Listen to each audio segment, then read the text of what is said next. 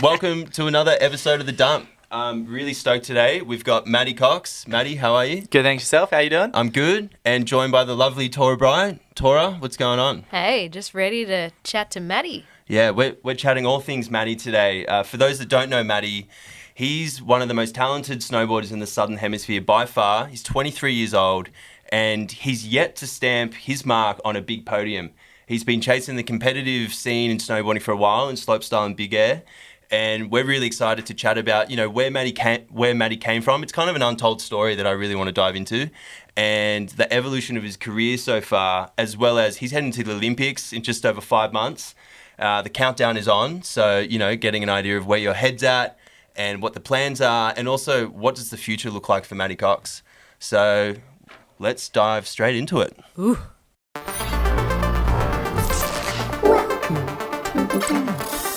Snowboards come down the slope and they're dangerous because they're just like a missile. Sean White's there. He helicopter in here, bang your mom and your girlfriend, and then set your board on fire. Tastes good. All right. Matty? Oh, no, I'm good, thank you. I actually don't drink. Me neither. At all. Well, extra Depends for on the day Richie. these days. Extra for Richie and Tora. Yeah. Matty, what's going on? Not much. Just taking it easy. At the moment, everything's locked down, which is a bit of a bummer. So it's been like a lot of hiking and just trying to get after it in different ways that I know you don't really usually get after it when you're kind of stuck in Front Valley or stuck at Anton. So It's nice to kind of have a break, so to speak. Yep. But it's also like going out and hiking. I took Jimmy out there the other day when he got some photos done and just try to make things work while just a situation that we've been dealt hand. That's pretty much been it for me. So are you earning your turns, or are you literally building and hiking jumps? Like what Earning your turns and then kind of going out there being like, oh yeah, we might build something if we find it, and then I leave the shovel in the car, Jimmy brings the shovel, and then I'm like, Jimmy, can I borrow your shovel? Can you use my snowboard? Because I'm kind of useless and didn't bring a shovel. And then, so then you end up hiking a jump. Park rat. Yeah, eh? 100%. Someone else brings the shovel. Yeah, 10% useless. For those who are listening, Jimmy is the producer, transfer filmer. He's one of our crew, so that's who Matty is referring All-time to. legend. Good job for bringing you a shovel.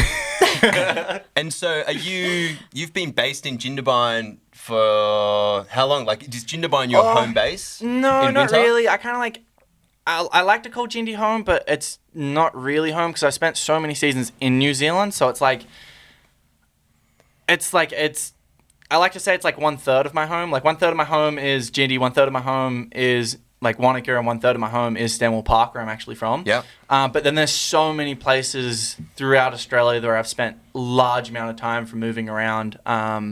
That I've got to call home. Yep. And like my sister lives in Brisbane, my older sister lives in Brisbane, my middle sister lives in Coffs Harbour, my mum just recently moved to Canberra, and my dad still lives at Stanley. So it's like in a non-COVID situation, usually I'm stretched out between Brisbane, Coffs Harbour, Stanwell Park, and then all the way down to here. So it's like I get all the great surf spots, and then I've also got the snow in Australia. So it's like it's a bit of a dream setup, but it's pretty good. Oh man. Does sound good. Trade, please. All right, cool. So I guess for me personally, and Tora, I would say for you as well, like I feel like your story is a story that hasn't really been told to its full extent. I don't really know much about your background. I'm really excited to dive into, where did you originally come from? Like take me through, you're 23 years old, so born 1998. Yep. And, give me a little insight into where you came from and how snowboarding fell in. Yeah, Matty Cox. Who's Matty Cox? Okay, so, obviously, 9th of June, 1998, I was here, fresh, out of the womb, ready to say good day. What a beautiful day that would have been for your mum. Gemini, woo! So that kind of where it kind of took off, and then my first home that I went back to was Stanwell Park, where my dad still lives to this day. Yep. Obviously, there's been some changing done up there. It's one of my favorite places, and that's where I actually do call home. Is the beautiful, house. beautiful Family part of the home, world. Yeah, that's where you. Where I completely unpack everything, and obviously when I get to my mum's and my sister's too, it's still unpacking. But this is where my snowboards live when I'm not snowboarding. This is where my boots and my stinky boots and all my old gear that I break, it all just like kind of sits there because I kind of hoard all my old snowboards. It's kind of bad, but I'm too scared to throw them away. Don't ask me why. It's bad. Memorabilia. Yeah, memorabilia. Yeah, we call it memorabilia. So I didn't actually start getting into snowboarding until I was about 2 years old. That's pretty early. That's not. That's pretty old. Yeah, I was kind of asking Dad around 1, you know. So the way this all started was my dad owned a surf shop. In Stanwell Park? In Engadine. Okay, cool. Which is about 30 minutes north of Stanwell Park. And he was like just doing surfing gear. He was doing like, obviously the industry at that time was booming. So he was like absolutely loving life, and the shop was easy going. Is he a surfer? Oh, to die for. Yeah. Like COVID right now, him not being able to travel to Indo is killing him. And he's like over it. But that's a whole nother story.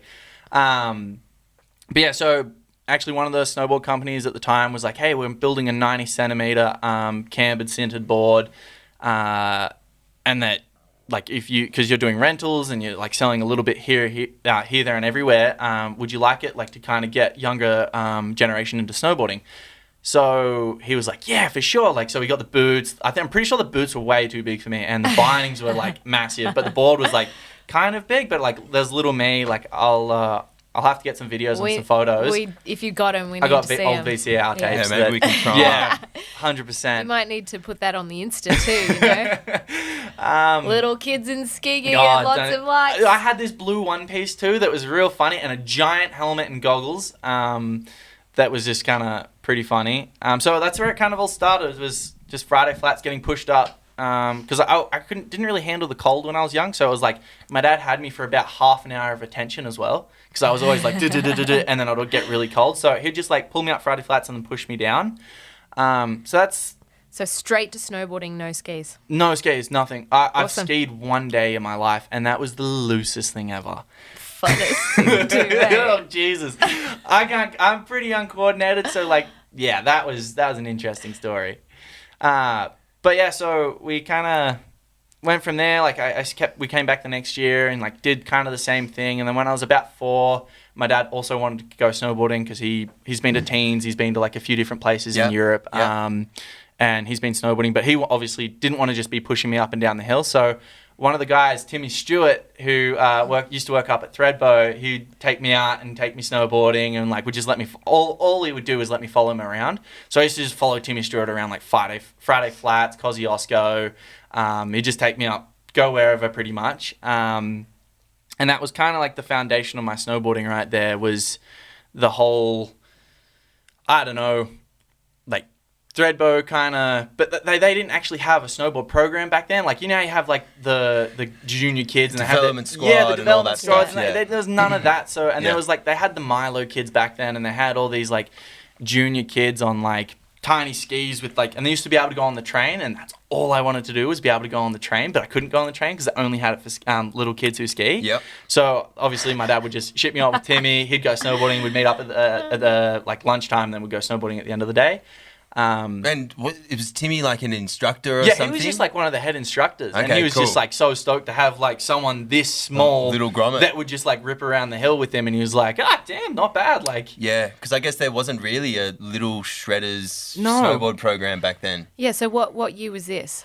This would have been like 2002, 2003-ish. Yeah. And Perisher would have had like the development team, but for older kids. Yeah, so because it was like there was nothing for the young little like rippers. because they had that older sort of bracket, but there was nothing feeding up into there, so it's kind of like it was all on your own bat, like for a parent. Timmy Stewart, well done. Oh, don't even start it. I love that guy. Lucked out with you too, God, hey? he's the man. I still to this day. We can give him a proper shout out right Yeah, 100%. Timmy Stewart is the man.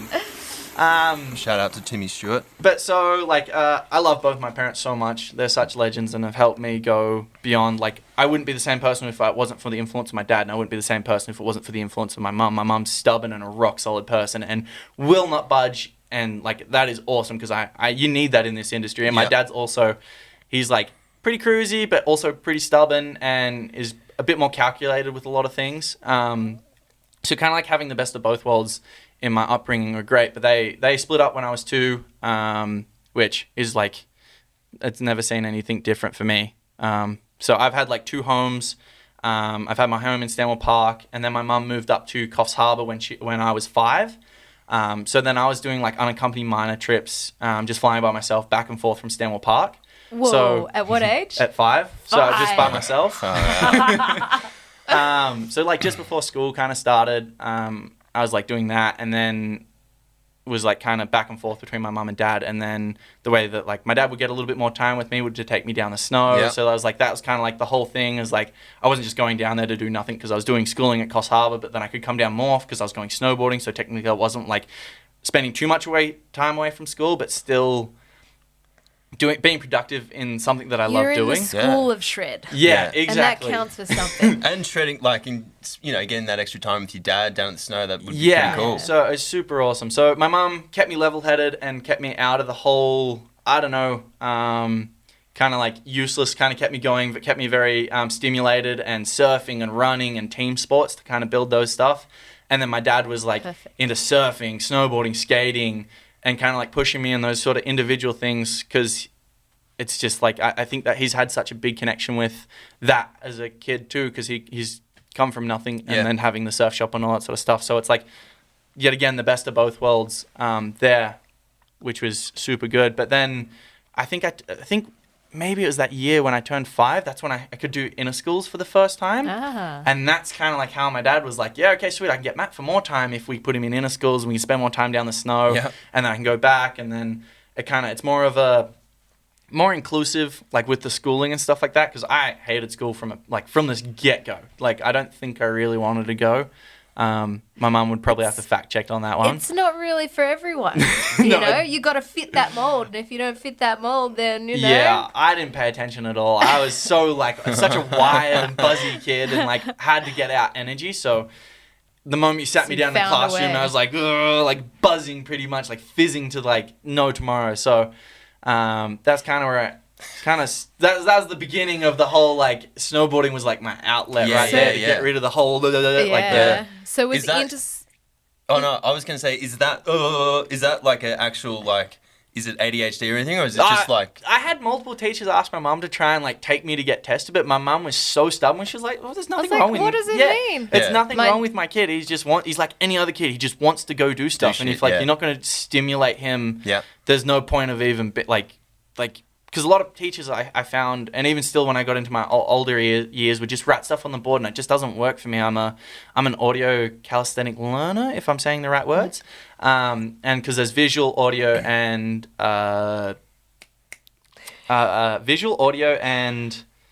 there's one more that I'm missing. Like so that touching. there's like feel. Sorry, a feel. Feel, and so I'm audio. So if you write something down, or you try and show me to do something, I can't do it. You tell me, I'll pick it up pretty quickly. Yeah. So, I mean, it's handy for some things and it sucks for other things, and I'm working on the other things to try and get better because, So, school really did suck, and I kind of, like, was there quite a bit until about, I want to say, year 4. I kind of, like, did a little bit more snowboarding. Still wasn't seasons. It was, like, kind of pretty weekend warrior kind of thing, which is pretty funny. But I think a lot of, like, doing inner schools now, like, I did pretty well at it. So was inter schools like your first events? Yeah, that was I loved it because there was like Nate Johnstone's brother-in-law, Matt Colbeck, and there was like Emily Arthur. Who else was a part of it? There was so many kids and so many friendships, like Liam Wood, even his younger brother Jesse Wood. Like, you make so many friendships in, like, and I'm not shouting at inner schools because I kind of hope they'd push the slopestyle and like pipe scene a little bit more. It is crazy though, because everyone that Tor and I have spoken to from the Aussie side of the snowboarding world have all accredited interschools to being that first step into competition, you know, and being like, whoa, this is something more than just ripping around a mountain with an instructor. You know, there's a competitive element to it, and now it's really competitive. And now, I was really competitive, and like now I'm seeing some of the parents up there, and I'm like, guys, this is supposed to be your kid who's competitive, not you. So I think we're in that like small group of people that were doing inner schools at the time. We were all so competitive. Like my friend Liam Wood, he's like a legend down to a T. Like one of the nicest guys you meet. But when he gets in the start gate and he gets like, doesn't matter what he's doing, if he's at work or if he's like, he's into foiling now. If he foils, like, he is like, he wants to be the best. It doesn't matter. Like, he's like, flips a switch, and I think I picked that up from him pretty quick because I was very competitive as well. Yep. And he used to beat me all the time and drove me bonkers when I was little. So yeah, that was like super, super nice. But then I kind of got into that year 5, year 6 sort of thing, and kids started to notice that I wasn't there too much, and I started kind of being labeled as a little bit different. Like, I wasn't there all the time. What's like, how This come is school. this is school? Yeah. So it's like you kind And of get school was Coffs Harbour. Coffs Harbour. Yeah. So this is like Karora Public School, and this is I know, you just kind of get labeled for not being there, and then like Was it jealousy because you're off doing stuff? Like... No, because like the basketball was a big thing there, and I was part of the basketball team, and like I don't think it was jealousy. I think it was from the fact no one really knew what it was. Like, no one knows what snowboarding is, like that far away from the snow. So everyone kind of can't wrap their head around it. So they kind of just throw you to the side because they're like, oh, that's the weird kid that goes snowboarding. Like, I got that through my whole schooling years, because when you're that far away from the snow, it's only just with social media now that people like, everyone gets a oh, glimpse. Matty's the kid that like snowboards and he does the flips, and like as backwards and as middle ages as that seems for the snowboarding community, there's still people in Australia that like there's some of my friends or some of the people that I know still haven't even been on a plane, and I explain snowboarding to them like, what? Like, so I think that's where it kind of started, in that like later years in primary school, with like the not kind of being thrown aside, not really having too many friends. But it didn't really bother me at the time. I was kind of like pretty happy in my own shoes. Sounds like you were like, I'm different and I'm doing it. Just rock it, 100%. No So one I was could relate like, to you in that way, so yeah, I had to. It's I don't know. It's a, I don't know. I'd like to dig into those kids' mindset, because I know a couple of them, and I'd like to ask, like, oh, what are you kind of thinking? Like, was it like that? But I'm like, at the end of the day, everyone's just a kid. Doesn't matter. Everyone's doing them. Exactly. So, and then I kind of went overseas. Oh, I didn't kind of, but I went overseas for about a month before year 7 all started, and like I was so excited for year 7. So it's what like, are you? Are you 12 then? I'm 12, turning 13 at the time, and I was like so excited for high school. And high school, like for me, was like, because I got 2 older sisters, and I idolize my 2 older sisters, because like I know it's pretty funny. My older sister is a weapon, and my middle sister is just as much of a weapon. So like them always being like kind of older school for me was like get me in it. Like, you guys make it sound so much fun. Like they're going swimming for sport, they're like cooking in classes, and make it sound the best thing ever.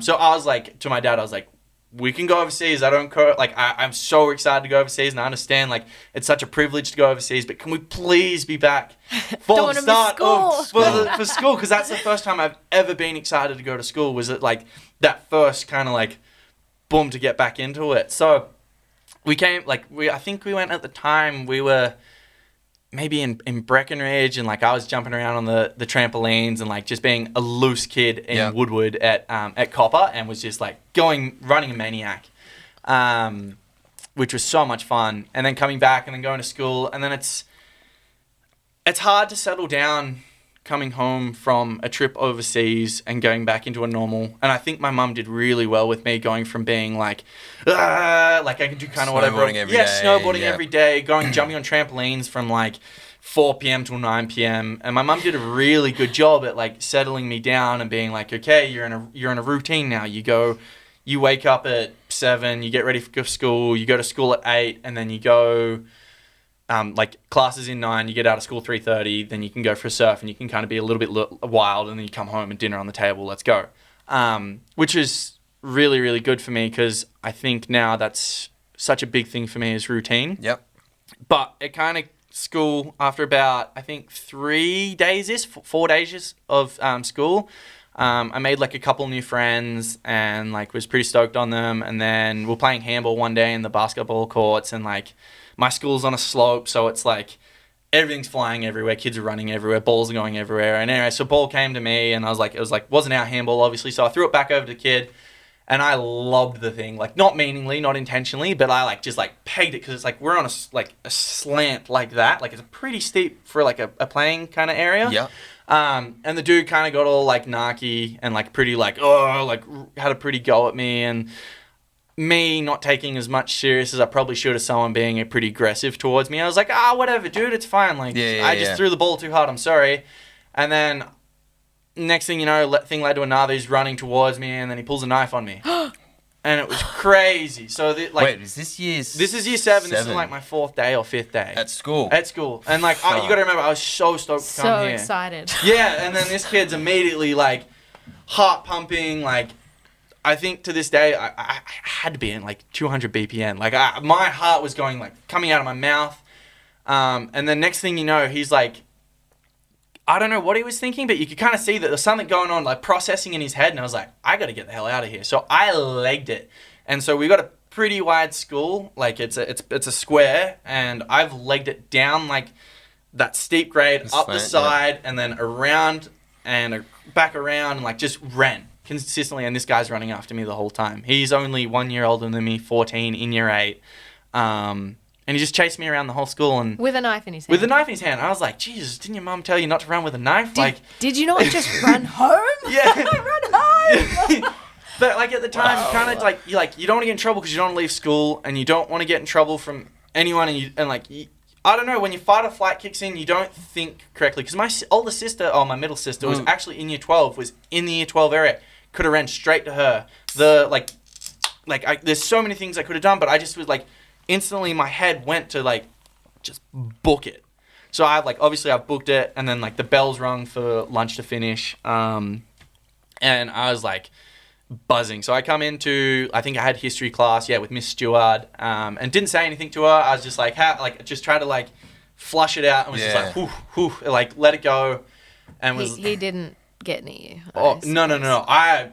Good on you. Boy was running. Whoa. So I had my history class, and like the rest of the day was pretty normal, like backpack on, like ran back, picked it up, history class, had my next class, and then went home, went for a surf, and just had like the worst surf of my life, like knocked one of my fins out. I ended up running over someone, and then I came home and I like cried to my mom, and I was like, Mom, like kid pulled a knife on me at school today, like I don't know what to do, what do I do? And my mom, like being such a stubborn and independent person, she was like straight on the phone, calling the principal, seeing what they're going to do, all this sort of stuff.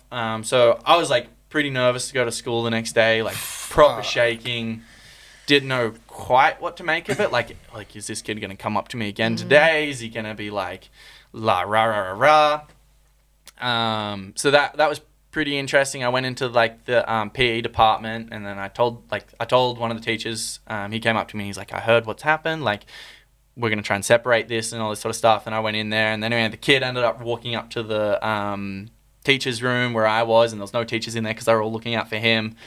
And then he's like, and he like looked at me and smiled, and he's like, I'll get you next time, and then walked back downstairs, and then the teachers met up with him in the courtroom. I mean, not the courtroom, the courtyard, and was like, I know what happened was, and then I got called into the principal's office, and they're like, so we're just going to give the kid a suspension for a week, and that's what's going to happen. And then my mum was like, no, this is like, if you suspend the kid is going to rag the hell out of my son. Like, this doesn't just stop the suspension. The principal was pretty incompetent to make a decision that if kid pulls a knife out on him and your answer is a suspension, like that should be expellment. And she didn't have the balls to do that. And it turns out the police ended up coming, and they searched his bag and found a bunch of stuff that I don't really need to go into. But obviously they found the knife and all this sort of stuff. And then my mum was like, okay, sweet. We're going to take this to like the not Supreme Court, the courts and stuff like that, and go through the system. So like we went through there, and then AVOs were taken out on it. So the school couldn't police the AVO in the school with like separating and stuff like this. So obviously then he had to be expelled and moved to like somewhere else. But then his best friend, this is where it kind of gets really messed up. His best friend... We're not even to snowboarding yet. I feel like this is going to be the tie into snowboarding. I don't mean to keep going on about this, but... This is great. This is the gold. Yeah, like his best friend ended up... I was like waiting at the office for some paperwork or whatever. This is like my first day back at school after going through all the court stuff. And he was like... comes up to me and like slides his like thumb underneath his neck, like as in like, and like does the whole like sign and stuff like that, and then ends up like tripping me down the stairs. And then my mum was like, that's not on, like that was his best friend. And then went through the court system again with that, got AVOs taken out on him, and then like still not allowed to come within that, so they couldn't police that because they weren't even going to suspend him for anything. They were just Anyway, so we went through that, and then turns out that his cousin was in my year, and then his cousin, like, turns out they were just like, or their whole family was in that school at that point in time. So I was like just getting shit on by all these different kids. Sounds like some mafia shit. Oh, it was so dumb, and like, All because you lobbed a ball a bit too far, hey? oh yeah, it started over something so stupid and so small that like, I bet you wanted to. I would have just let that ball keep rolling. Like, I go back Yeah. now, but even still, then I'm like, it's character building. That's what my dad said. He's Yeah. like, it's just character building. You'll be fine. Makes you resilient, that's for sure. 100%. Street smart. Yeah, it kind of switched me on there, but then, I don't know, it just all led into like some pretty crazy stuff. Don't really need to go into, and it just built up and built up and built up. But obviously through all of that, like that was over a year pretty much. And Well, like your first year of high school. my year first 7. year of high school, so that like ruined high school Yeah. for me. Well, yeah, because you were saying beforehand how You're excited so you were, and you were excited. like, "No, I don't want to stay overseas and snowboard. I want to come back and enjoy year 7." So that So sucks. and like that ruined it for me. So then my getaways from school in that year with all the craziness going on up there was going snowboarding and competing. And like that's where I could like let out a bit of that aggression of being like, oh, I want to like fuck the Yeah. world. yeah, like kind Why of is like the world doing this? yeah, like what's going on? Like why I'm am sure I the these- kid? Like These yeah. dick kids. Yeah, so it's like I'd go away and go snowboarding, and I kind of get to be like the cool kid again. Like, or like no one didn't know me, so I didn't have to pretend to be like. I didn't have to talk to anyone. I could just go snowboarding and You didn't put have to protect yourself. Not Yeah, duck there's for nothing. cover, You yeah. literally Yeah. just... So I just I got to go snowboarding, and that was my getaway, and that's where was my unleash on snowboarding of like, this is friggin' sucks. Like, let's like go snowboarding.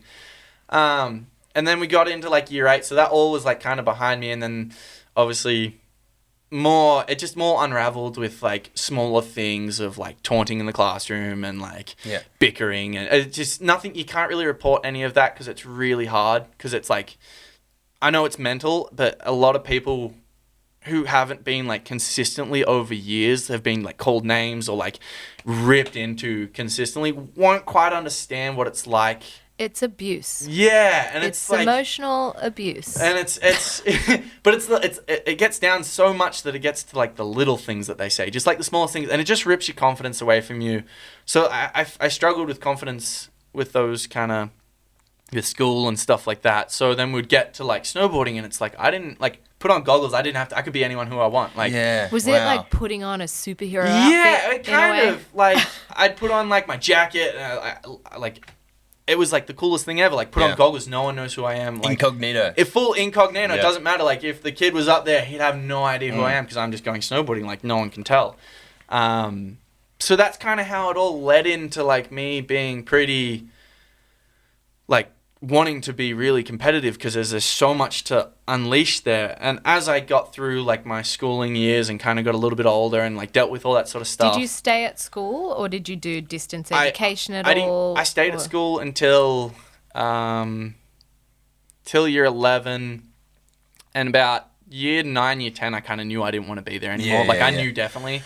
I was like, yeah, this just isn't for me. I was like having arguments like with my mum being like, I don't want to go to school. And she's like, you got to go to school. And I was like, I don't want to go to school. And I was like, I'm very happy that she kept me pushing me to going. Because I made a connection in year 9 with one of my friends, Jai Lyons, who still to this day, I don't even have to call him for like, I don't even think I've called him for a year. I'm going to call him after this. And I like, I'll call him up and it'll be straight away. It'll be like normal. It'll be like, yo, what's going on? Like, it's like nothing has changed. So I really like that I kept going because I made a connection with one person. Even though it's one person, that one person is still like very dear to me. Yeah, no, that's really important. So that's, yeah, like I'm very thankful. And then I started distant ed in year 11, and then went through all that sort of stuff. And within all that kind of like time frame, in year 8, I started going to New Zealand with a group of people called Simple Snowboarding, who is owned by Sam Marcotte. He's a New Zealander that lives in Canada, but he started up Simple Snowboarding in Canada and was in New Zealand. So I was going to New Zealand for like little bits and pieces. And so like Carlos Lyon, Christy Pryor, Tim Herbert, Angus Gray, Mike Cesarelli, Tyler Nicholson, like they were all part of this Simple Snowboarding. What is it? Like a a it was like program? It's like turn and burn, except it was the the New Zealand version, Canadian version that they were like you'd swing back and forth. Some heavy hitters in there. Oh yeah, Hey? like the stuff that you would learn from those guys. So Sean Thompson was like one of the coaches at the time. Colin Bartlett is like hands Colin's down. a mad dog, yeah. Yeah, Colin's G. And then Sam Marcotte, who was like the head honcho. And I'm sorry if I'm forgetting any other coaches that were there, but like, the things that I learned and the tools that I learned for life from there, like cooking and stuff like that on those camps that I'd go with, like sharing a room with Carlos since I was like, I don't know, probably Carlos Garcia. Wow. I've shared a room with him since I was, I don't know, probably slap me maybe 10 if I'm wrong. I don't know, maybe 12, somewhere around there. Like we kind of started sharing rooms for like until I was maybe about 17, and it no longer existed. And Lion was in the mix there. We were sharing a room with him. So that's kind of like where my snowboarding sort of kicked off. Because before I knew I wanted to like be a professional snowboarder. I just wanted to like make enough money to go snowboarding full time. Yeah. Like that's where I knew at that point was end of year 7. I was like, this is what I want to do full time. This is like, I want to go snowboarding. So then moving into like a group where people were teaching me to snowboard properly, like technique wise and all this sort of stuff, really, really helped. And being surrounded by those guys who have obviously built names for themselves now. It would have been so hard. Like, it sounds like you would go to New Zealand, you would have this positive progressional experience on your snowboard, and then you would have to come back to the shit that is what you explained at school. That would have been so difficult to juggle. It's hard to separate, but like I said, my mum is stubborn, and my mum is like a brick wall. If there's any ever problems, I will always go to my mum. I don't know if I want to even meet your mum. It sounds like scary. your mum is full mama bear mode, and she's there to do what's right for love her baby. Dearly, yeah. But she was really good at separating, even though I'd go to school and have a shit day, or I'd go out and have a surf and have a shit surf, or like whatever would go on. For instance, like it was always, if I come home to my mum, it was like it would separate. Yeah. I had like those 4 walls that if my mum was there, it was like I was on that snowboard trip, if that makes sense. So, but then going away and also going on the snowboard trip really, really helped, because I think if I wasn't snowboarding, I think I really would have struggled with a lot of things, and just would have been a rough trot. I know my mum would have pointed me on the right direction. I know my dad would have pointed me in the right direction. But I think snowboarding is something that no one can really teach you how to have an outlet. And I know people will know what I mean when they're saying having an outlet.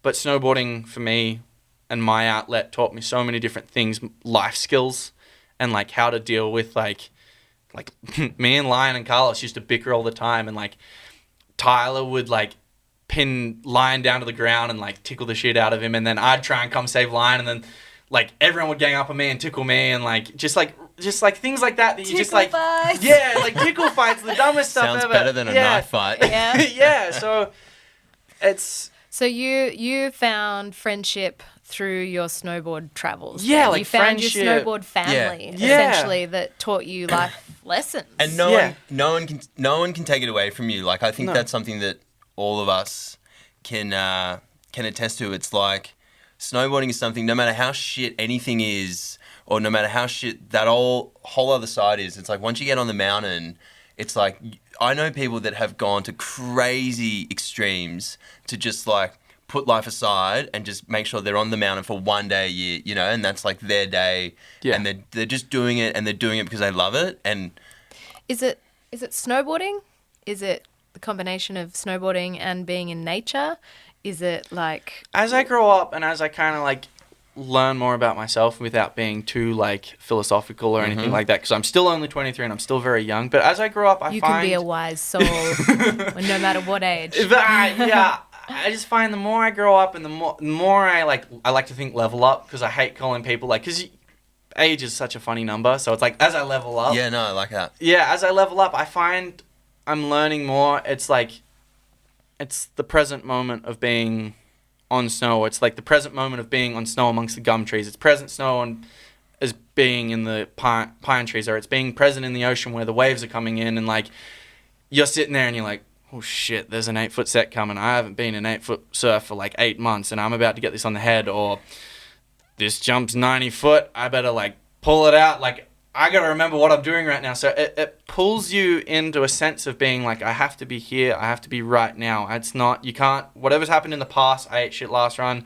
like you got to be now. You can't Or I think of got the, a kid running after me, trying to stab me, ruin my life. Like, yeah, like Go, you go, gotta, go. yeah, you get into that like go. Like Yeah. you gotta separate, and you gotta be like, okay, this is right now. Like it's and that's like a lot of me is breathing. Like a lot Yeah. of if you watch me compete, if you watch me in the park, a lot of the times I'll be breathing. And I mean, I like to be really like talkative to most people, because I find a lot of snowboarders and in my run-ins that I've had have been pretty standoffish when you try and talk to them when they're like training or doing stuff. So I try Yeah. to be as talkative to everyone as possible.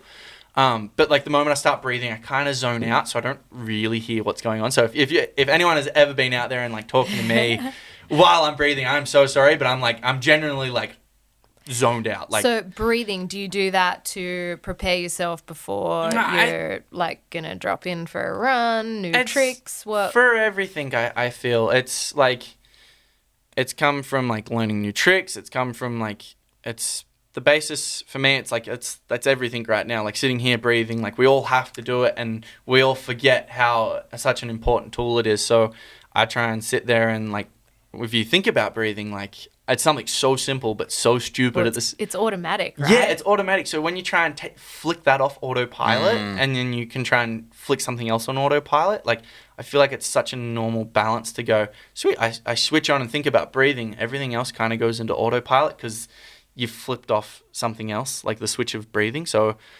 that's It kind also of... regulates like your whole body, your nervous system, your emotions, your like breath regulates when you focus on it. Yeah, so the moment, and like the famous thing that my dad, well, it's not famous, but the thing that my dad always says, he's like, you can do without everything other than air.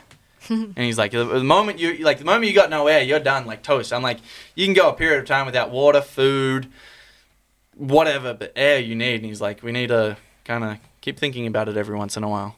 And yeah, yeah, I've had so many influences in my life, and it all reverts. And a lot of them all revert. Well, the ones that I've respected and the ones that I've had a lot of like run-ins with, a lot of talked about breathing and different types of breathing, and like without going down the rabbit hole of meditation and stuff like that. All that sort of stuff goes hand in hand. It sounds like, just from what you've been talking about, it sounds like snowboarding is such an integral part of your life. Like it's something that keeps you going and gives you purpose. And I guess it'd be cool to dive into, like I've watched from afar your career from, I guess maybe 16 onward. That would have been my first season off the top of my head, like first full season, thinking roughly, because I like weekend warrior until then pretty much. And, it's no question how fucking talented you are on a snowboard. I mean, we recently spoke to Scotty James, and Scotty James spoke so highly of you. Very highly of you. And spoke so highly of your talent on a board and your ability to ride a snowboard. And your style.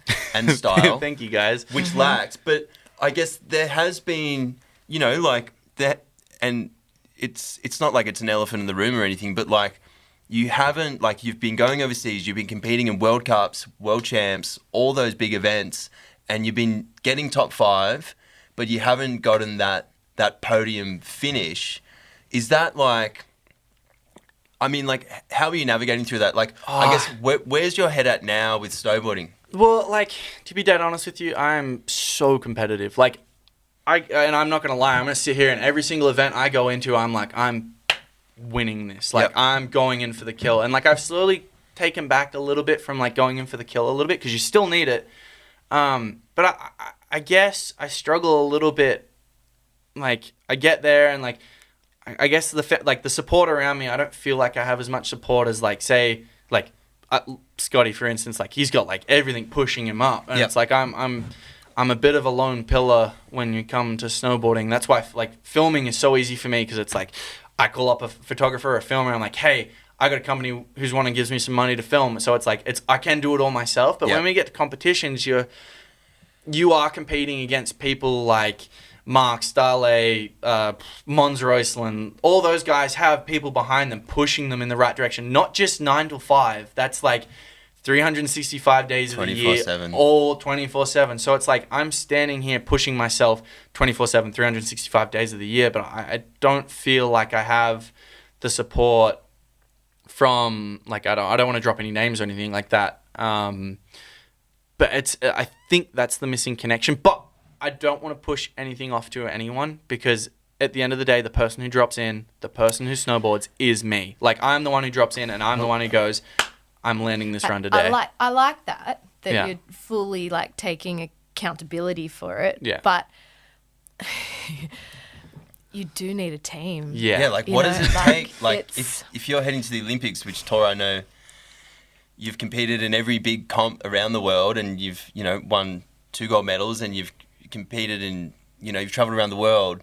How important is it to have that extra support to reach that level? It's everything, and it was my brother and I, but I had support from the different types of healing modalities. I had chiropractors and energetic workers, and I had a technician. I had my brother that was my coach and my everything. So like, if you're not traveling the world with that, even that one person who is your confidant, that you can just bounce things off of when you're in the middle of an event that you trust, then you're at a way disadvantage, because you can only physically do so much. Like there was a time where I wasn't being coached by anybody, and I was just training all day, going to the riders meeting, collecting your own bib, then getting my boards to the whoever was Ryan at Montesierra, just a quick Ryan, plug. yeah. He's the man. I was having to get my boards to him, and it was actually him at that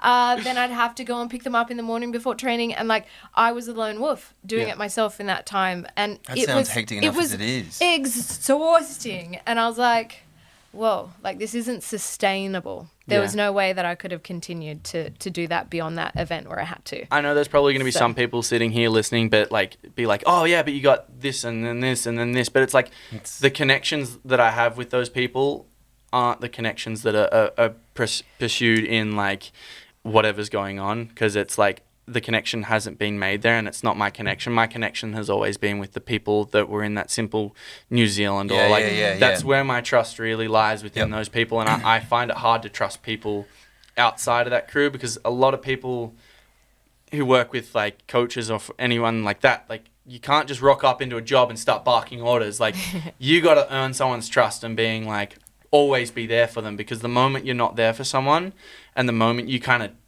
take like a leave and like shit hits a fan, like that person, like I lose trust on people like quite regularly, just because I find that they want to be that 9-to-5 job, but they're in a job that requires them 365 24/7. And I think like there is still people there that are in my corner, but I just don't think they're in the corner for that 365 24/7. And I'm not calling them out, and I'm not hanging shit on them whatsoever, but I just think that I don't know. It'd be nice to have someone there. You need a crew. You need a crew, exactly. So are you a part of, the Olympic kind of Winter Institute? Yeah. What's your involvement there now? I'm a part of it from the outside, if that makes sense. That's the best way of putting it. Like everyone there is like always super happy, and there's people in there that I'm like, you guys are freaking sick. But it's like you can't. It's not. You're not always working with those people. You're always working with the whole.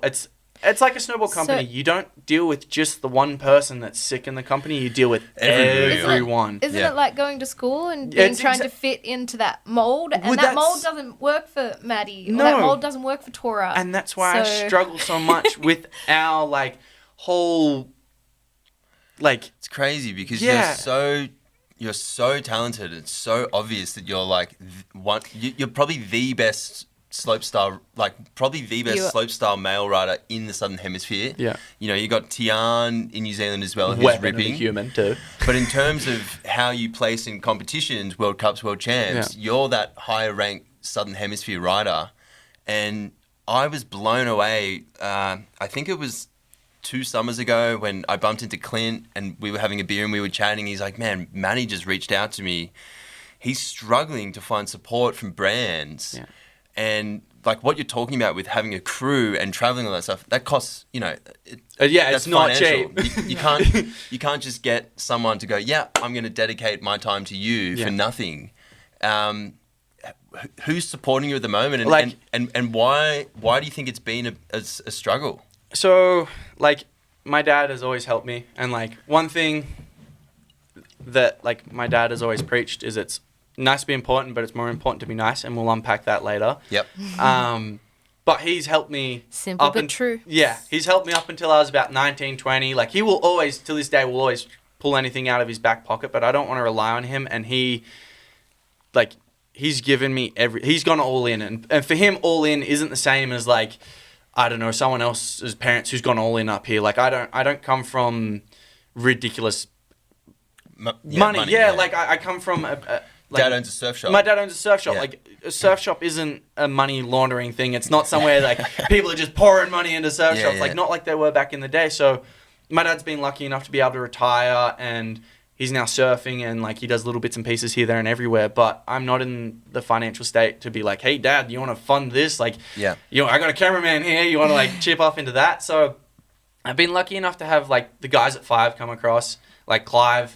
Come in, and he's backed me since kind of like the start of COVID, and he's like, yo, dude, like I got your back, like don't stress. Good on you, Clive. Yeah, like he's cool. He's there ready to roll, and so I'm really lucky to have him in my corner. But that's one company out of so many, and Rome have like slowly coming to the table a little bit.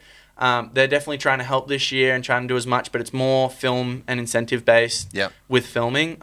So it's not necessarily... It's not money in the bank. Yeah. You've got to deliver that, and that yeah. takes away from essentially your training. Yeah, for I love the Olympics. Rome guys, like Stillman, who's the TM, and like Dan. Are you dealing internationally? International, Yeah, cool. but I always have something to do with like the Aussie guys, because I feel like you need, like, my home is Australia, and you need your image is in Australia. You need to be a global ambassador. Yeah, 100%. So and like sure. they're helping me a lot. But it is it's more incentive based towards filming and stuff. And it's like it's hard to like go, okay, I'm gonna film. COVID has just locked down everything, so I haven't been able to do exactly what I want to do. Like I've had all these ideas, and I'm like, boom, boom, boom, there, let's do this. And they're like, sweet, yeah, we're keen, do it. Then we can go from there, and we can go from like all that sort of stuff. But it's you can't. Not this season. It doesn't work. Yeah, and you also can't, if you're a competitive snowboarder, ticking off all the events, you can't rely on filming incentives. Oh, we'll look at like Starlay and Gimby. Like that's pressure, right? Those guys, like the cost that it is to bring like Gimbal God or like Spencer Whiting to every single event and bringing him everywhere to film stuff. It's not cheap. Yeah, it's not. You're not. It's you're producing a product, and it's a really cool product, but that product is only as good as your budget, and your budget only as good as your product. So the better your product get, the bigger your budget gets. So it's like, you're chasing your tail a little bit there, trying to figure it out and all that sort of stuff. But yeah, like I need, for me to do exactly what I want to do, and like I want to go film and I want to compete. You want to do it all. Yeah, I'm hungry. Like I'm pretty aggressive when I compete. Are you hyper focused? Like. Are you... When I get to competitions, I get pretty tunnel vision-y. Yeah. But like learning a new trick, will you just keep going and going and going until you get it kind of thing? Like I keep going and the problem I found lately is I keep going and going and going until I break. Yeah. Like there's no like... I saw you get flexed the other day. Yeah, like I like... But my mindset is it's like if you're not hurting yourself, I don't want to say hurting yourself, but if you're never falling, you're never trying. Like, no. You want to be pushing yourself into a position where it's like, sweet, like I'm a little uncertain on what's going to happen right now. I can picture it in my head. Like I've got great visualization of it, but like I'm going to have a red hot dig at this and just like go to town. So I need to learn to realize that sometimes when you get to the point, there's only so many points. There's only so many things you can do until you break. So it's like... Use that breath to realize when your body says, I think I'm done. And I'm getting better at that. I'm slow. I'm learning. It does take time. Some people are going to pick it up really easily. And like, I really hope for like... Because I'm all about the Australian industry. And I'm all about like... We need to keep this going. Like, you're a great advocate for it. Yeah, and like I don't want any kid to ever be at the top of the park being scared to drop into something and not being able to be like, yo, Matty, like... You got a tip trick for this, or like what do you do to overcome it? Like I'll give them every information possible. Like I'll try to. I'm not going to give them all the secrets because like I've had to keep some in your back pocket. Yeah, I've had to figure out so much stuff for myself, but I'm going to try and steer most people in the right direction. There's some people that I get a little bit egoed out about, so I kind of distance myself, and I try not to make that obvious because I like to make sure that I give as much as my time to everyone. But yeah, so like I just try to like be humble and like realize that it's a plank of wood on some frozen rain at the end of the day, that everyone who is doing this has the exact same mindset of like, I just want to go snowboarding. Yeah. And yeah. You just love it. Love it. Yeah, down to a T. So you don't have like, because I know a lot of riders at the moment that are heading to the Olympics, like they at least have a manager that's looking after them, hustling the brands for support. No, this is solely me. Solo train. Just given last week, I gave my mum the password to my email account because like the amount of emails that come, I need help. Like, and it's not like I'm getting crazy offers in there, but like organizing my Austrian visa, I need help. Like, I got a meeting at 6:30 Wednesday night with someone to talk about food, like a nutritionist, for instance, and I just forget it because I'm like thinking about snowboarding. I just get snowboarding. Yeah, I'm going snowboarding. Yeah. Like I get so caught up, and everyone tries to take. He's an artist. You can't take him away.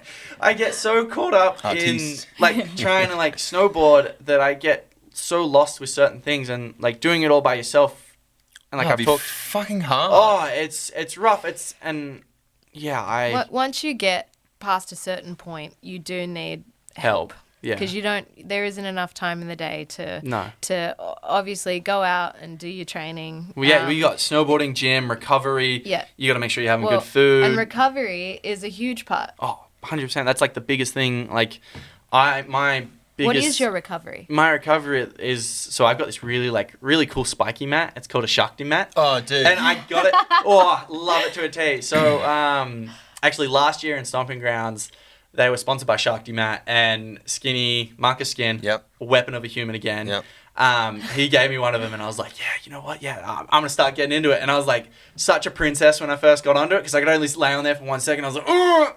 So too much. Yeah, way too much, because I was so tense up in my back. And now I'm starting to learn to relax on that. And then, obviously, I've got my forms of breathing. Wim Hof is a legend.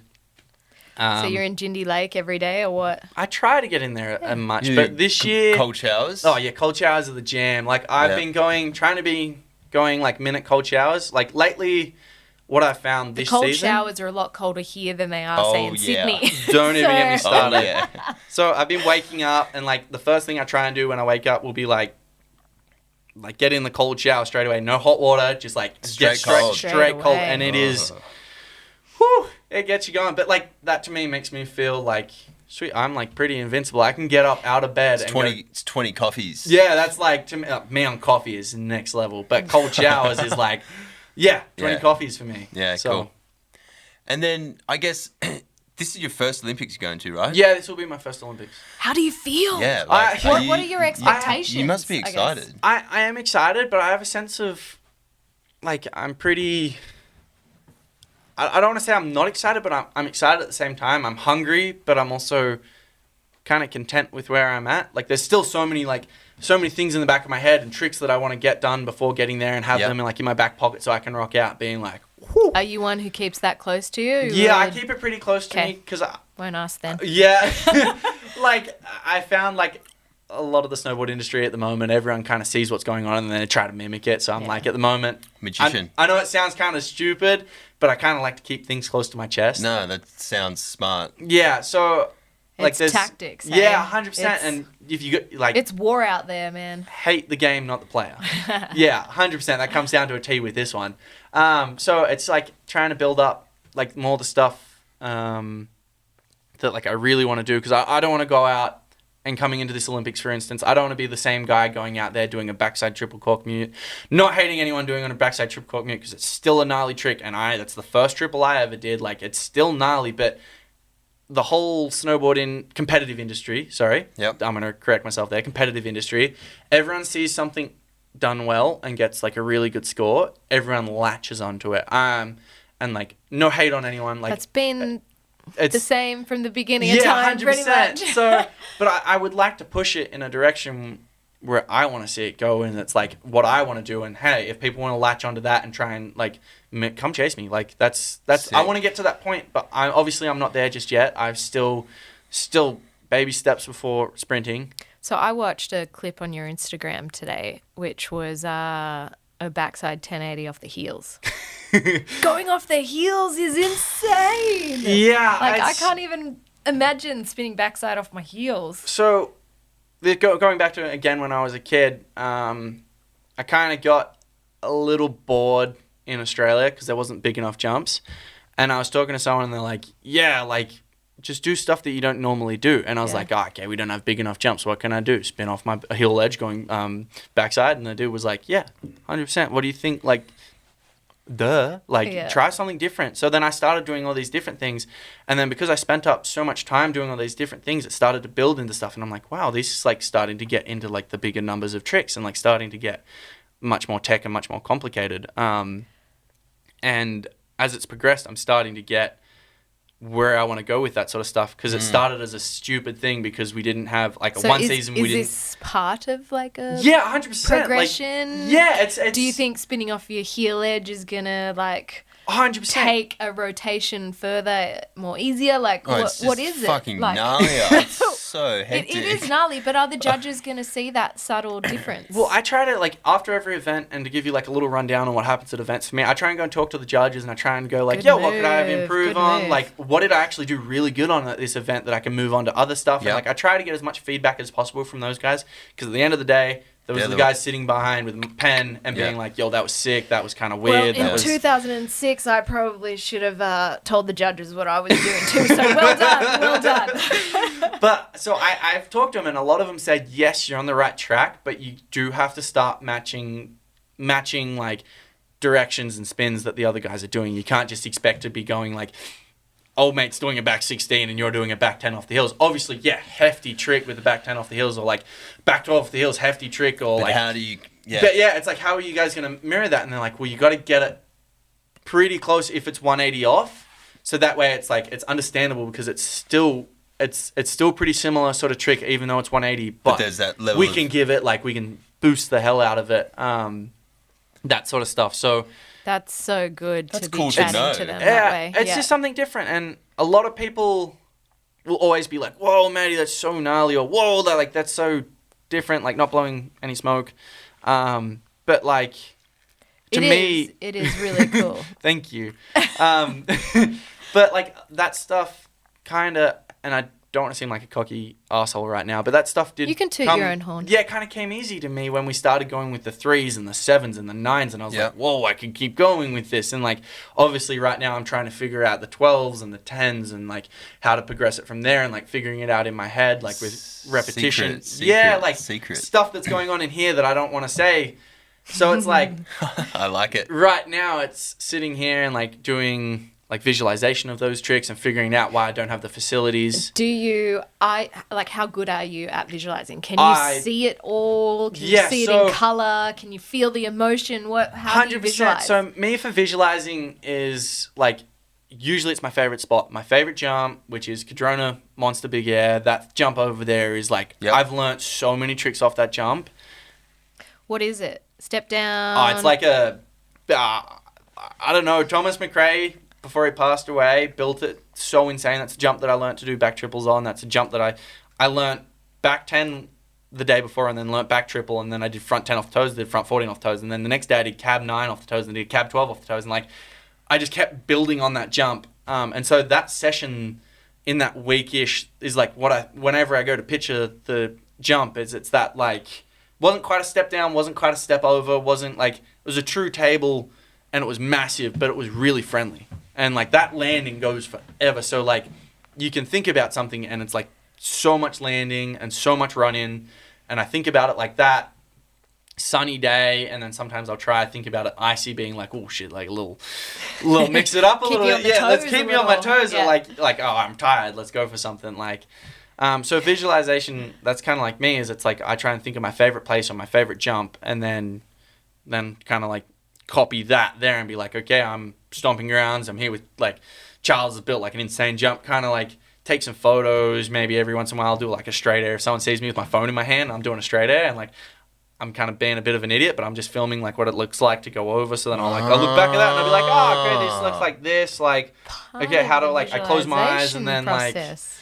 Like yeah, so like there's a lot to it without going too much into it, but yeah, so it's like it's a lot of like starting off in my favorite place. Because you don't have a guy filming you on the knuckle like a lot of other guys do, right? Like, most, like, luckily for SASFE, though, they bring they bring filmers and photographers and stuff like that. But there's not always going to be one dude exactly at that point in time to be taking that photo, that sequence, that shot. Like, so, and obviously once you get out of those sort of camps and stuff like that, it's then pretty on your own bat for filming and stuff. So, it's a lot of like trying to figure out magic tricks yourself.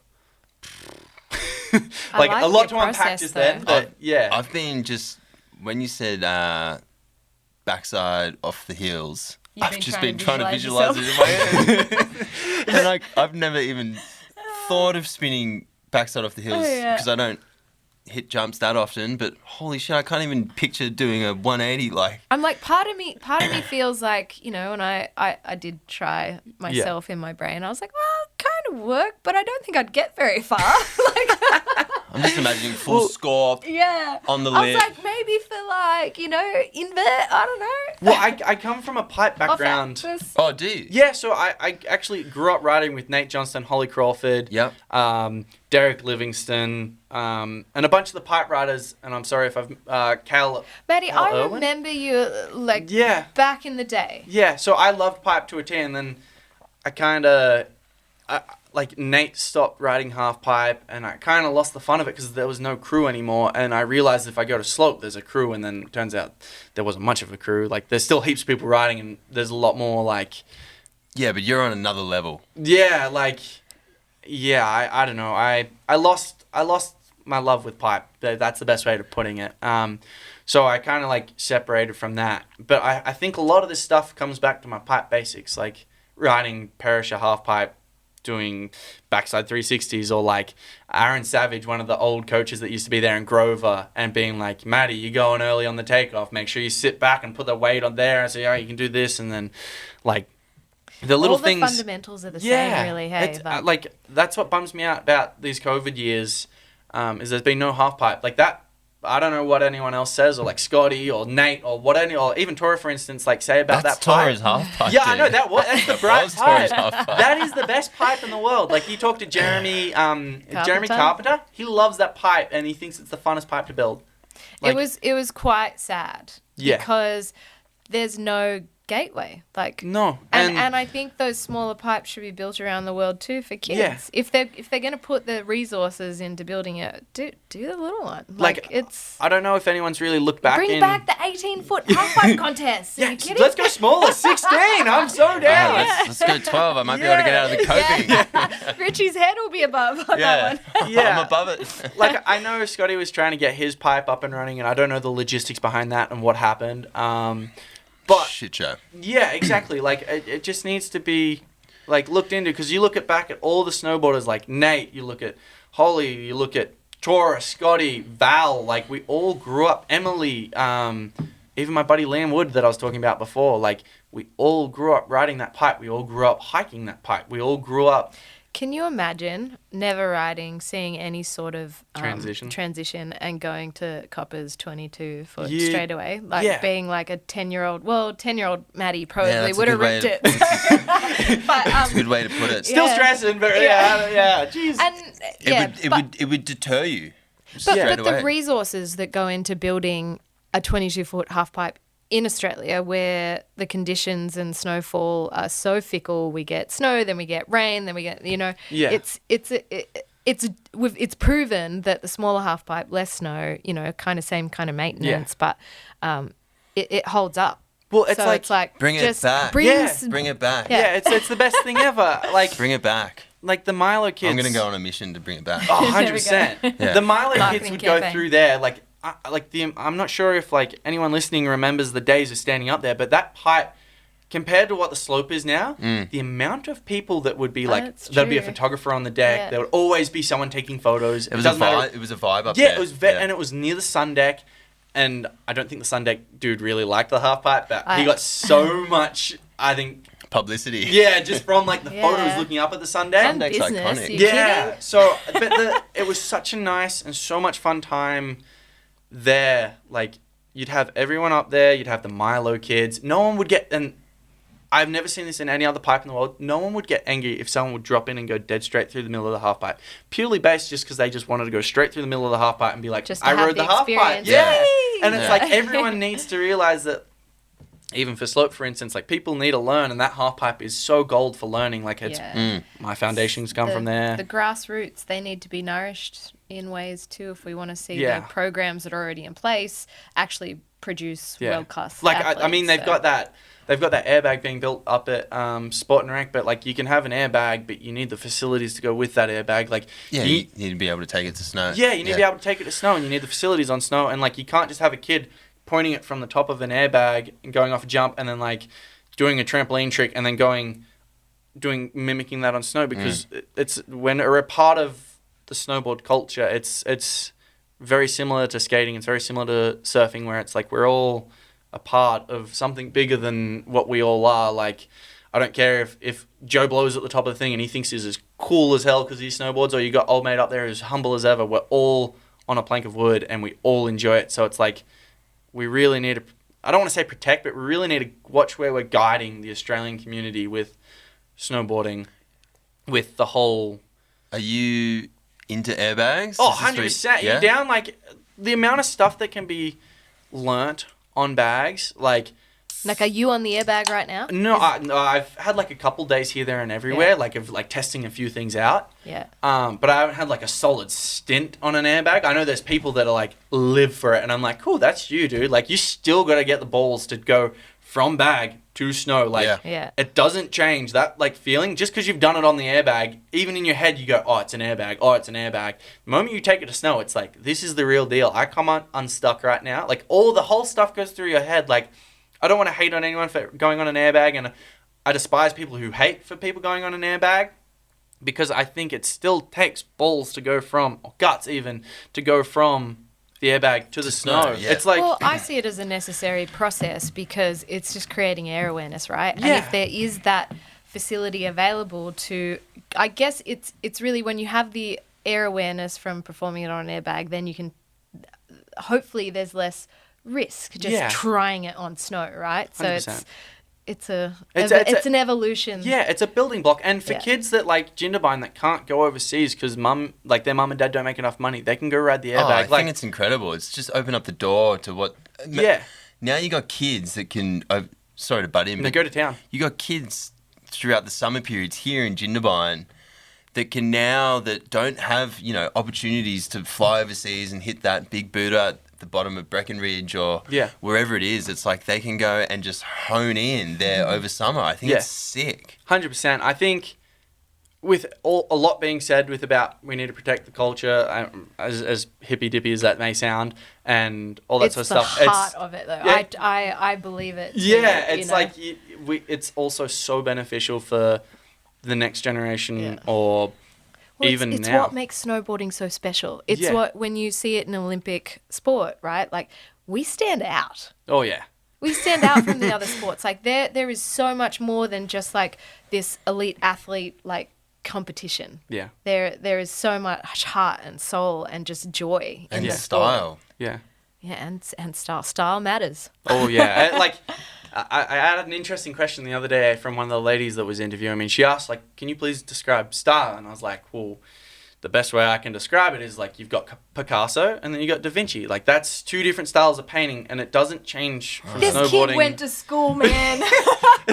Like, it doesn't change I like it. in snowboarding because it's hard to explain to the general public, and I'm really curious to see with the commentators coming up to the games coming up and all that sort of stuff, how they're going to handle all these questions. And I really hope they employ the right people to explain it to the general public, because if we've got people who have no idea what they're talking about Is that your takeaway from watching Olympic coverage in the Oh, past? don't even get me started. I've been so bummed out on Olympic coverage in the past that you have these people sitting in there who have been skiing, not snowboarding, skiing once, and they know what a backside 360 is, but they know what two revolution is or something like that. Matty's done a big helicopter. Exactly. And you sit there and you're like, you guys are completely taking away from everything that this person has worked for. Like, let's say Scotty drops into the half pipe and he does a front double 12 with a stale grab and like pretty legit, or a switchback double 12,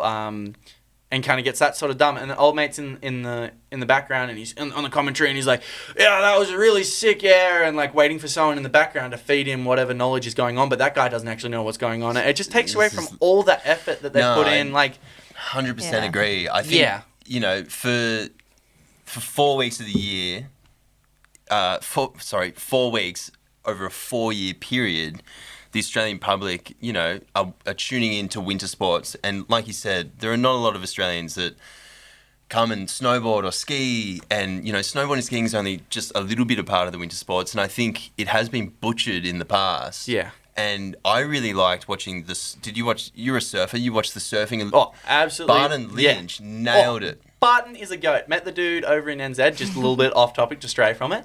The dude is the nicest guy, and he knows he's like absolute everything. Like, started talking to him about snowboarding and memorized it. And I was like, oh my God, like, how can we get someone like... Yeah. We need... Yeah. You need Torrin Ritchie. Torrin Ritchie. I actually haven't, because I've been overseas every Olympics. I have seen very little of the Australian coverage, but I hear things. Bums me out. It's fucked. I don't even know the guy's name, but it's like... He's there and he's like Helly Hansen jacket and he's like, oh, it was a great run from Tess. She did a twirly bird. I will give him an A for effort for really like having a red hot dig, and they're trying to cover like the snowboarding, but I think...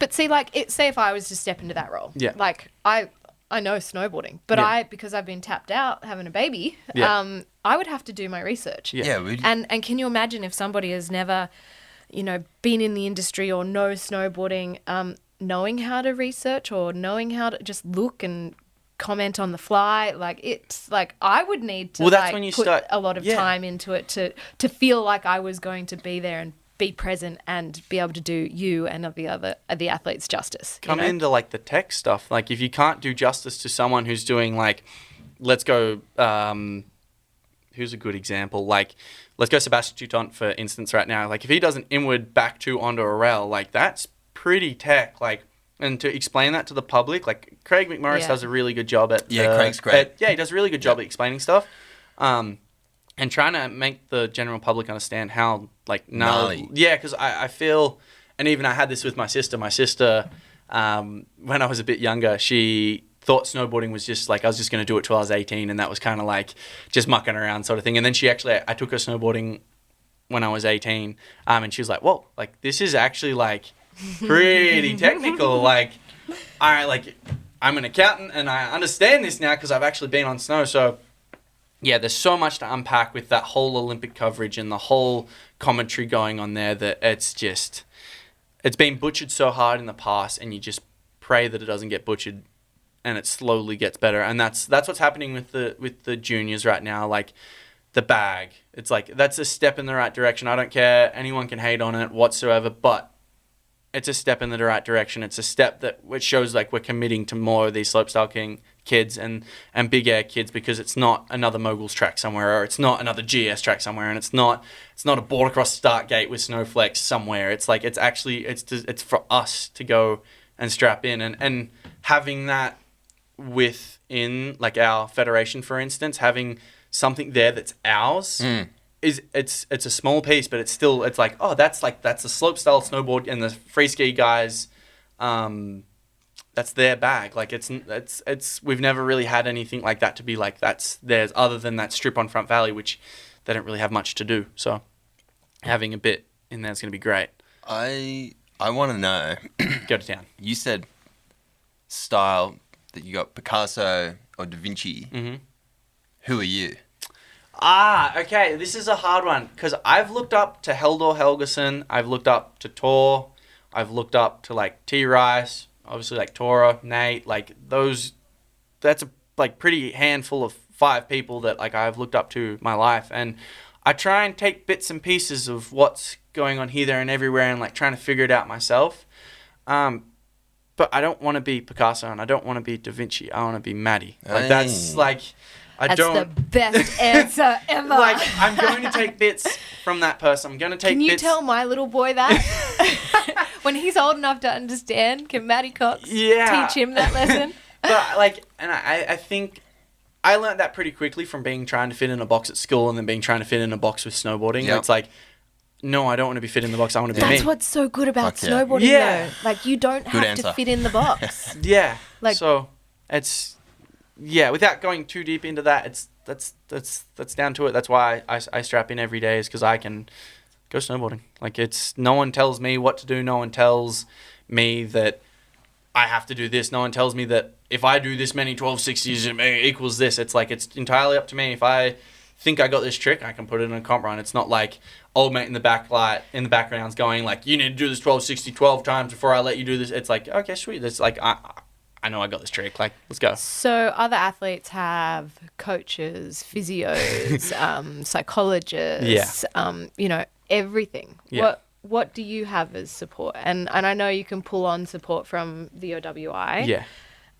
But Just recently this year, I've been kind of like, I've been allowed to tap into these things and like been introduced to a few different people. Like, I've just started working with a psychologist within the organization. Before, I used to work with a psychologist out of the organization. His name's Matt Griggs, and he has like done mental work for like gonna drop names because he's a weapon. I was like, I know Matt Yeah, Griggs. his Yeah, name he's like rings a with bell. Fanning, Owen, Yeah. I was gonna say Owen, with right. those guys. And so I've been pretty predominantly steered in the right direction by him. Cool.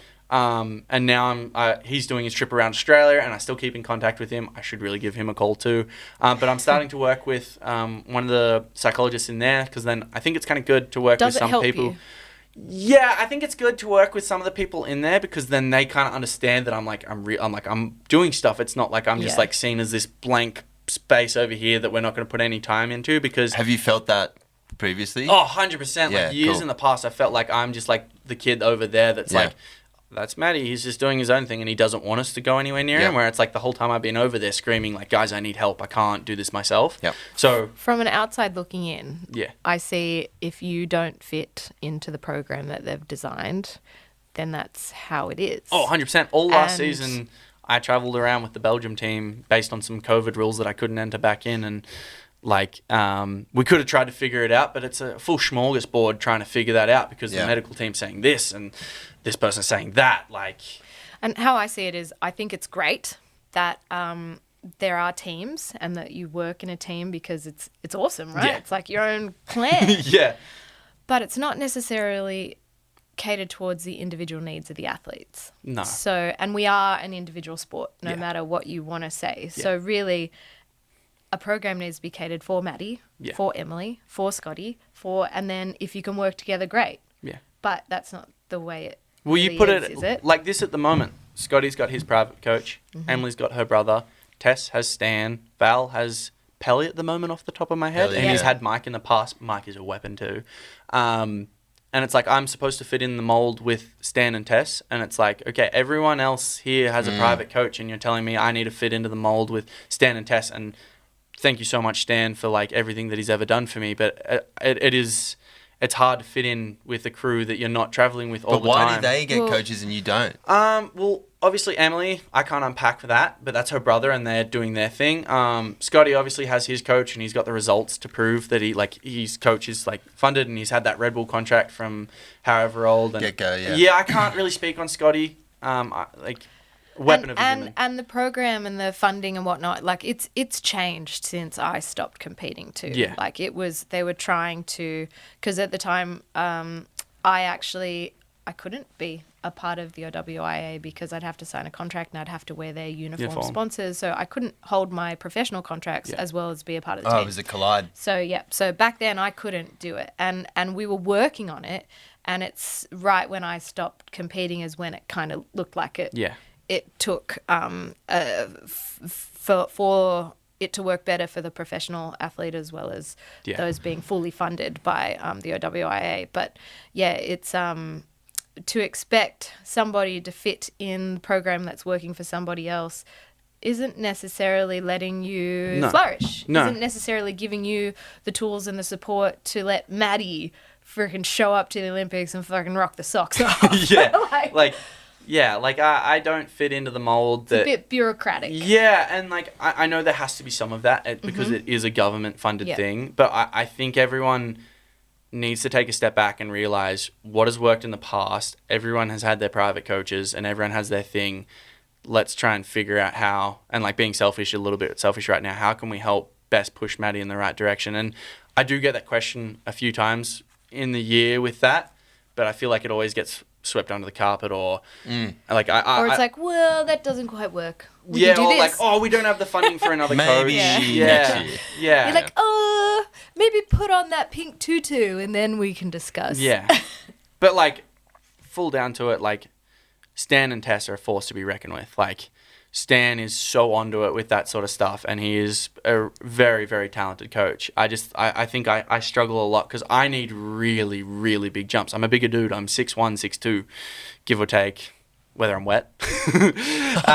Well, you could have, come and ridden with my brother and I back in the day, but just because we had the right recipe doesn't mean that it was going to be the right thing for you. I saw Benny and Q in Sass Bay a smidge bit ago, and like they were like going to town, and Benny was like, yeah, come riding with me, and I was like, yeah, but I'm like on the slope, and I'm like doing this, and then he would keep an eye out on me on like when I was mucking around on the QPs, and he's like, yeah, what do you think about this and this and this, and I was like, yeah, Benny, he's a weapon. So yeah, Benny, I know if he was still in that capacity, he would have taken you under his wing. Yeah. Whether or not he was great for you, yeah, is another thing. Yeah, that's like the whole point where it's like, yeah.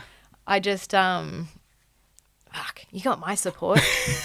Well, I think, from an outsider's perspective, it looks like you've got shit under control. Yeah. And, from what we've talked through, I think, kudos to you. Like, thank you. I think you're running with, you don't have that entourage. You don't have that, that big fucking green scar down your helmet or a raging bull on there, and there isn't that support, but you're giving it a red hot crack, and you're doing a really, really fucking good job at it. Well, I'd rather, let's say, come down the track now, like, I'd rather be broken at the end of this and being like, I actually had a red hot dig, other than being like anyone else who's been, I think, kind of close to where this is. It's like, okay, sweet, I'm broke. I'm like, I need to make some money. I'm like, fuck that. Let's go eat 2-minute noodles and try and see what we can do. Like, it's not the best thing to fuel the beast, but no, I back it. I back that hard. Like, I back it. If you put good intentions. Yeah, 100%. If you've got good intentions, you'll always have good outcomes. And like, I know everyone means right, and I know everyone, like Federation, for instance, and everyone in the snowboard community always means right. It just gets so mixed up in the wash that I think some people really just need to sit down and be like, yo, like, maybe I should ask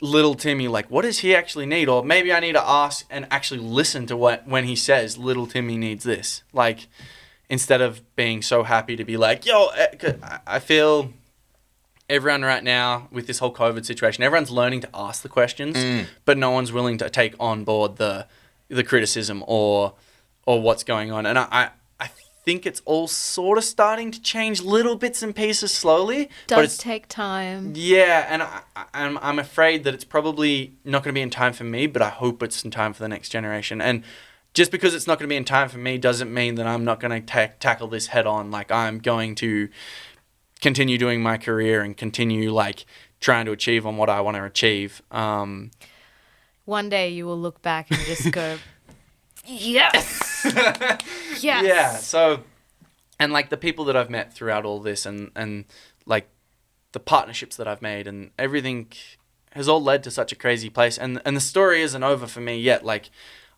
even once snowboarding ends, dude, it doesn't stop. You're 23 years old. That's like... people don't even start chipping away at shit until they're 23. Like, you've got a front foot, and I think you've got an incredible career in snowboarding and outside. Like, you've got such a rad personality speaking today. It's been... I know, I love talking to you. And thank you guys. Gosh, my older sister, she was a ski racer. Yeah. Went to the 2002 Olympics, and just like... listening to your story and hardships and everything, like, she had the same thing. Yeah. She went to one Olympics. She, was skiing to top 10 in the past, had, like, so much stuff went wrong, like funding. She got some lucky breaks along the way that got her there, but, like, she came last. Yeah. She came last. And she thought, like... Sorry? No, keep going. But and that was, like... was really devastating for her at the time. And now, fast forward years, she's got 3 amazing boys, and she has the most powerful journey and story to tell these kids. That like these kids literally like sit on the couch like going, oh, like they understand like what hard work is. They understand from her story telling it that like resilience is everything, and that like I don't know, it's just this beautiful thing that's played out that like was really hard and really shit in that moment, that is just like, whoa. At the end of the day, if I finish my snowboarding career and I'm got stories to pass on to people, that is like, it's a pretty sick thing. But I it's only not shared that because you're like, you know, if it doesn't work out for me now with like, it doesn't mean that it's not going to work out for the next generation, because it does take generations to break down these things. But Matty, like coming into this Olympics, well, that's why I was kind of tapping you before. I was like, everyone we've spoken to that is an Aussie snowboarder heading into the games, we talk about grit, and we talk about, you know, there's you this got more Aussie than grit. anyone. And this is why this chat was so incredible, because, you know, I didn't know your story. I didn't know where your head was at. And after hearing it, it's just like, dude, you got more grit than anybody. And I really want to see you, you know, give it your all, which I know you are. Yeah. And, you know, I know that you're the kind of guy that doesn't have a fuck you in the back of your head. But if I were you, I would be riding around with the fuck you. Yeah. And I think I'm so excited to see not only what you do in February with the Olympics, but what you do throughout the next competitive season. And at 23 years old, you've got so much time. Yeah. I mean, you're a great representative of the country, and you know, like Scotty James said, you've got style, and I think that comes across. You're very talented too. By it comes the way. across in snowboarding, but also it comes across in your personality. Yeah. And I mean, thank you so much tonight. Yeah. Just putting it all out. I mean, some people are quite reserved and they don't give it at all, and I respect your honesty. I think it's been an incredible chat. Honesty and vulnerability. No, I want to learn as much as possible.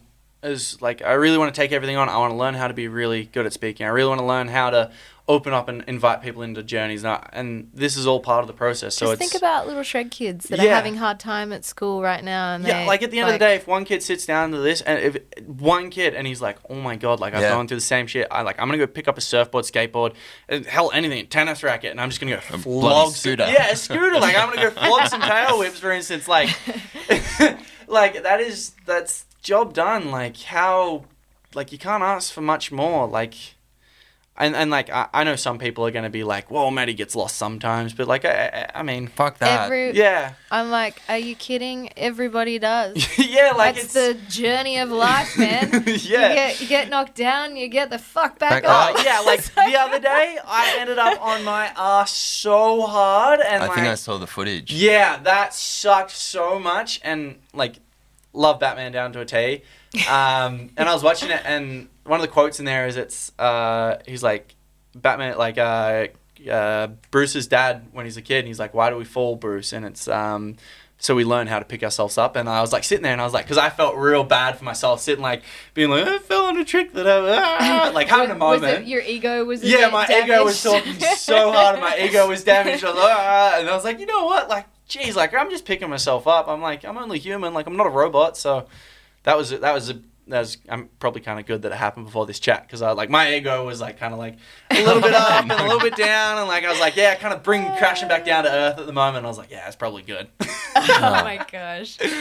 Well, I think heading into these next Olympics, I really hope that the coverage does the riders justice. 100%. For you, Matty. Thank you. I don't know who's there. I know there was, like, I'm probably not supposed to say anything, but they're talking to someone who actually knows snowboarding about trick calling. Okay. So I'm not going to say anything just because I don't want to say their name just yet, but I know they're talking to someone who actually knows snowboarding, and my eyes lit up about it, and I was like, yo, that would be, even if someone knows. You're like, that's a better option. Yeah, that's a much better option. So if they pick that person, and then obviously they get the right people there, then I think we're all hunky-dory. Can I ask one more question? Because it's your first Olympics. Yep. It's Friday. There is... Get busy, mate. Ow. have you been prepared for the attention that gets thrust on you? You know, do you care to even give it time? Are you just so cruisy that it's just like, whatever, I'm there to do my job. Like, once my job's done, I'm gonna party. What do you think? Like, this is gonna be pretty funny and sound pretty stupid, but like, one of the things of going to the Olympics is actually to get the blue tick on Instagram. So like, if that's all I walk away with, I do not care. I'm happy as Larry. But Blue tick. The blue tick. Have you got the blue tick? Yeah. Is that verified? Yeah, Like, verified. yeah. That's all we're after right now is to try and get verified. Like, Fuck. Maybe give me a recommendation. like, yeah, I'm definitely like 100%. I'm going there to compete, and like I said, every event I go in, I'm going there to win. But You Blue really tick. your want the boy blue really tick. wants the verification, and if Instagram gives me the verification, it's gonna be Oh like, my gosh. All right. I Oh back my that. gosh. Yeah. I love that. Yeah. That's great. let's go for the verification. Yeah. Let's like, Yeah. woo, let's Yeah. go for it. Fuck yeah. gold. Let's get blue. Yeah, verification, blue baby. Oh, all right. That's great. Good. Okay, Yeah. gold and verification. Gold and I'm pretty verification. sure they'll Yeah. give you your blue tick. Yeah, so blue tick. As we're long as I good. get my blue tick, then there's just one other thing to tick off. So, yeah. Good. Yeah, let's go. Oh my gosh. Yeah, good. Don't think about the rest of it. Yeah. It's just another event. Once you get my blue tick, we're happy as Larry. Well, I think also with all the COVID stuff, it's going to be pretty similar to most events because it's like everything's going to be shut down, masked. Yeah, Like, you won't have that atmosphere. there's not going to be that atmosphere, and we've been prepared for it and been told like little bits and pieces. So That's like, it's going to be like a normal event anyway. Yeah. So hindsight, that's devastating in itself. it's a good But thing you don't for have the first. anything to compare it to. Yeah, hindsight, I don't have anything to compare it to, and it's going to be like a normal World Cup pretty much. Everything's going to be pretty segmented, but it really is a bummer because I was so excited to looking forward to meeting like other people from athletes. different sports and like sharing stories and like gaining knowledge, and I was so excited for pin sharing, and I'm not sure if the pins are going to be passed around this year because I was like, I'm so down on getting all the pins. But yeah, so it's going to be an interesting one. And like, we still have 5 events to qualify, so there's still time to go, and there's still time for the world to kind of figure out what the hell's going on with this. But we are in China, and China's going to obviously knuckle this down, and they're going to have a really, really good event because they always, like, whenever we've had Aaron style in the past in China, they put it on. They've always put it on. So I can't see them not wanting us to put on a good event and seeing us mingle and seeing us all this sort of stuff. It's just, I think there's going to be measures around it and all this sort of stuff. But that's fine. That's just that's the job at the end of the day. Dude, you're going to go represent your country. Yeah. I think, that's incredible with this journey you've been on with your snowboarding so far. I think 23 years old, you're heading into the Olympics. You're so close to nabbing that podium spot, on a big time event. Fingers crossed it's at the big time. If we go and it doesn't happen and then it happens at the games, I mean... But, That's all you want. That's Yeah, I mean, pretty that's the whole reason Keep we go on those- this 4-year cycle, right? Yeah. Keep those secrets still up your sleeve. Yeah, like... Mind yeah. you, I have a friend in ski racing who literally pulls it out when it mattered. Yeah. Before that, she was so inconsistent, but Olympics, she just freaking pulls it out. So, pull it out when it matters. 100%. So, but I mean, it's a journey. Yeah. It's about the long road. It's not the short game. So Yeah. Thanks. I mean, thanks so much for filling us in on your journey. No stress. It's been incredible, and I feel like the story that I came into when I first spoke, and it was, your story was somewhat untold. I feel like you really, put it all out on the Yeti esky with the hard physics and the burden snowboard in the background. Yeah. And thanks for your time, Maddie. No and, stress. Tora and I will be cheering like fucking. I'm gonna get the pom poms out. Are you really? Yeah, I'm gonna. Maybe I might don an M. You're my the A. gosh. Jimmy can be the T. You know what we do need to do? Well, I mean, I hope we can all gather in Yeah. one spot as We'll be gathering for sure. collectively In to February. cheer on our Aussie team, and no one can prepare you for the like heart explosions as to the feels of representing your country No, at this level. So it's gonna be just sick to be representing it. the country. Like that's like everyone behind you. Like that's the whole pedestal thing of everyone pushing you up in that one spot, and it kind of sucks that it's once every 4 years because it's like to get the country only pushing everyone up Yeah. in that one spot. True. But I mean, And mate, if you get a blue tick, we're happy as Larry. bring it on. How can we help you get there right now? Is it followers you need? I think Is it like a magazine it's article? Instagram, I think. Is it what? Like what? Instagram? Yeah, because all I know... Give Matty Cox verification. I've applied for it because you can apply for it Yeah. so many times. You have to send photos of your ideas, and I've applied for it, and they reject me every time. I'm like, come on, I know exactly. In 4 years, once we get there, I'll be getting that blue tick, and we'll be happy as Larry. Maybe they're harder on it now. Yeah, I think they're pretty psycho on it. Yeah, but there's only one Matty Yeah, Cox, so if you look on Instagram, though, there's a few of them. But there's, you're Matty Cox is there like X, right? You would have a great OnlyFans name. Oh, it'd be Matty hilarious. Don't even get me started. Sorry. Well, like, to give you an insight of what Matty Cox Ox. What I've been trying to set up this year is actually a YouTube series. And, like, just to give you, like, a little sneak preview, it didn't get done this year, but it's called The Big Cox Show, and that's what I'm trying to set up.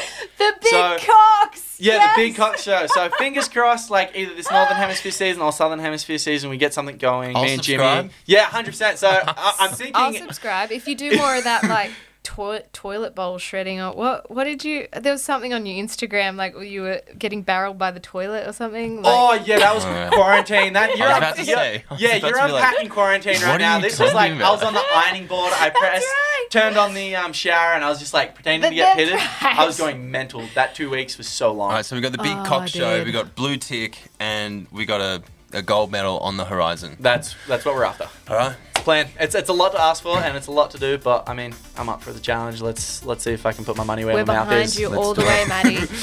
Thank you guys so much. Thanks, Matty. It's been an absolute pleasure. Really appreciate it. Thank you guys. Thank you.